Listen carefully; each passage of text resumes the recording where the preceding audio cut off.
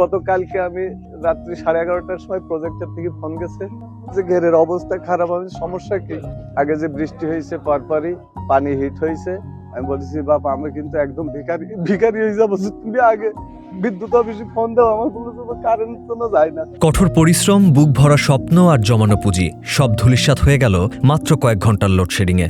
যে মাছগুলো কয়েকদিন পরেই বাজারে বিক্রি করার কথা ছিল, অক্সিজেন না পেয়ে এক রাতেই তা ভেসে উঠল পানির ওপর।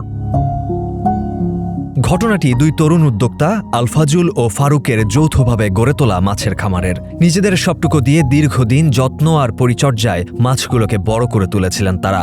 মাছগুলো এখন বিক্রির একদম উপযোগী, কিন্তু কে জানতো বিদ্যুতের এক রাতের অবহেলা তাদের সব স্বপ্ন এভাবে কেড়ে নেবে।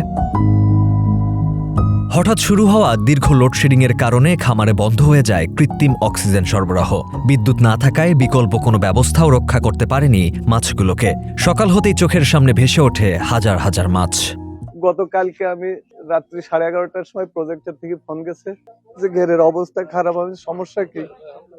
কালকে আবার বৃষ্টি হয়েছিল সন্ধ্যার আগে, এটা আমার জানা ছিল না, যে কারণে সন্ধ্যার আগে যে বৃষ্টি হয়েছে পরপরই পানি হিট হয়েছে এবং পরবর্তীতে বিদ্যুৎ ব্যবস্থা এখানে যথেষ্ট পরিমাণ না থাকায় যখনই কারেন্ট চলে গেছে তখন আমার মেশিনগুলো সব অফ হয়ে গেছে। তো কালকে আমি 11:30-12টার দিকে যখন আমি নিউজ পাইছি যে মাছের অবস্থা খারাপ, কারেন্ট চলে গেছে, আমি সাথে সাথে প্রজেক্ট ম্যানেজারের কাছে ফোন দিছি, আমার পাশে আছে সাগর আহমেদ।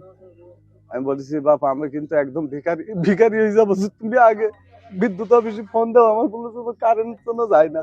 অক্সিজেন, স্যালাইন সমস্ত প্রযুক্তি ব্যবহার করার পরেও আমি মাছ আর ঠেকাতে পারিনি। হাতে গড়া স্বপ্নের এমন করুণ পরিণতিতে এখন মাথায় হাত এই দুই উদ্যোক্তার। বিদ্যুৎ বিভ্রাটের কারণে আজ শুধু একটি খামারই বন্ধ হয়নি, থমকে গেছে দুটি সম্ভাবনাময় জীবনের পথ চলা।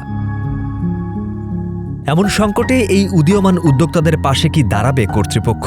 সে প্রশ্নই এখন ঘুরছে সবার মনে। Mahfuz Arefin, green TV digital.